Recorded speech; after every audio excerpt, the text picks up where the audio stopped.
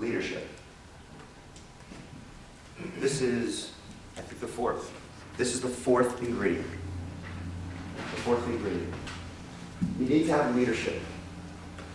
Leadership is about encouraging people to move in a direction. It's about pulling people to move in a direction. It's about seeing where you want to go and having the faith and the willingness to say, this is where we're going. The best book I ever read on leadership is something called The Traveler's Gift, written by Andy Andrews, written about 10 years ago.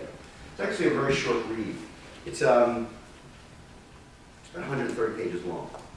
And the main character, a guy named David, basically he gets in this accident, he goes back through time, and he meets 6 or 7 different people. And each of the people teaches him a different, I don't want to say skill, but teaches him something about leadership. One of the characters in the book is Christopher Columbus. And he shows up on the boat, Santa Maria, and Christopher Columbus says, come on, let's go up to the peak. So they go up the mast, and they're sitting in the widow, not the widow's peak, but you know, there's like a bucket. Crow's nest. Thank you, the crow's nest, okay. And David's saying to Christopher, you know, they're almost out of food. Most of the people have scurvy. A lot of people have died. And David's saying to Christopher Columbus, well, why are you doing this? Are you going to see land? And it's dark out. And Christopher Columbus says, yes, land is over there. Just wait, land is over there. And it's still dark out. And Christopher Columbus said, well, you know, when the sun rises, land will be over there. So they're waiting 10 minutes, 20 minutes, 30 minutes. And they're all looking in the direction. And as the sun rises, David says out loud, I don't see land.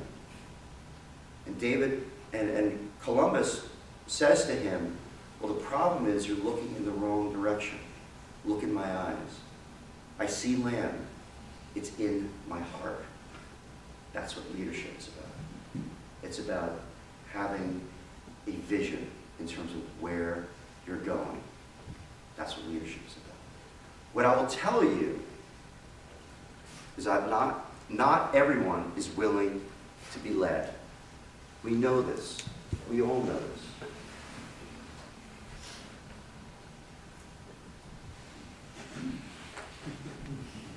For whatever it's worth, I find you self-centered, egotistical, and condescending. This person was going to be a star in my office. She lasted 1 week. In-house attorney, I was going to pay her $150,000 a year plus benefits. She lasted 1 week because she was not willing to be led. The thing is this, you know exactly what your designer should be doing. You know exactly what your PM should be doing. If they are not willing to be led, you have the wrong people. And the interesting thing is, if you have good people, you're able to share that body of knowledge with your other people. You have a good PM, what are they doing? You can share that with your other people, so that becomes the standard. This is how we do it.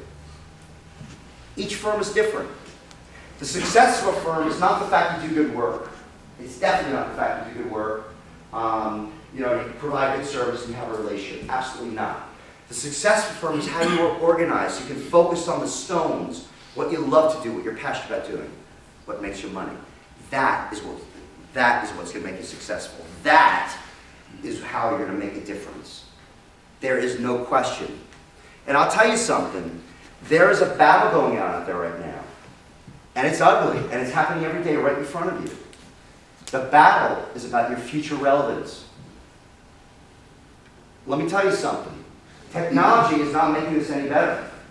We have seen the trend over the last 20 years. I will tell you that design firms have less influence today than they did before. And the problem is that you have insurance. Something goes wrong, end of the project, owner doesn't have any money. Contractor doesn't want to pay for anything, of course, so they come up with a change order. The only one that has insurance is you to fund those problems. So you become the weakest link. If you want to be relevant, for the next 20 years or into the next generation, you have to focus on what you love to do. That's what you have to do. Otherwise, you're going to wither away. You're going to become a pawn. And let me tell you something, there is no more important time than now to do something about it. So, this is a foundation. I took this in Toronto. Okay? I talked to a friend of mine about 6 months ago, a guy named Todd Rittenhouse, who's a managing principal at Wilder, a structural firm. I said, you know, tell me about foundations, because we're trying to come up with a name, right? So he said, you know, foundation is not about cement, it's about concrete. Concrete, there are 4 ingredients to concrete. Aggregate, sand, cement, and water. Concrete. There's one more element when you deal with concrete that's really important, and that's time, right? Because if the foundation does not have time to cure, you're going to end up in failure. You remember the Tropicana failure, the parking lot, parking deck? Why did it fail? Because it didn't reach maximum strength. At 7 days, concrete reached 7% strength. At 28 days, it reached full strength. It didn't cure. This does not happen overnight. It takes time. It takes energy. It takes courage. It takes leadership. It takes vision. But what I'll tell you once again is that the vision I'm creating can happen. There is no question. So,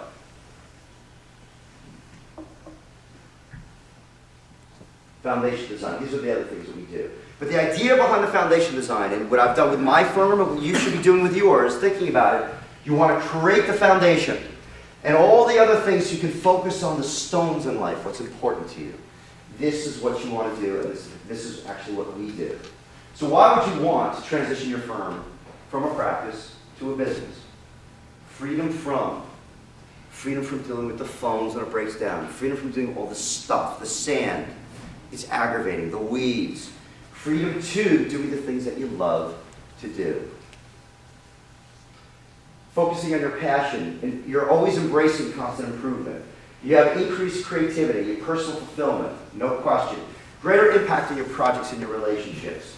Fewer problems, greater opportunities. Reduced stress and anxiety. Amazing. I cannot tell you, when the lights turn on, all of a sudden, the amount of stress and anxiety goes down. It's incredible. So the amount of stress and anxiety goes down. You're able to establish a very clear career path for your people. Shortened learning curve.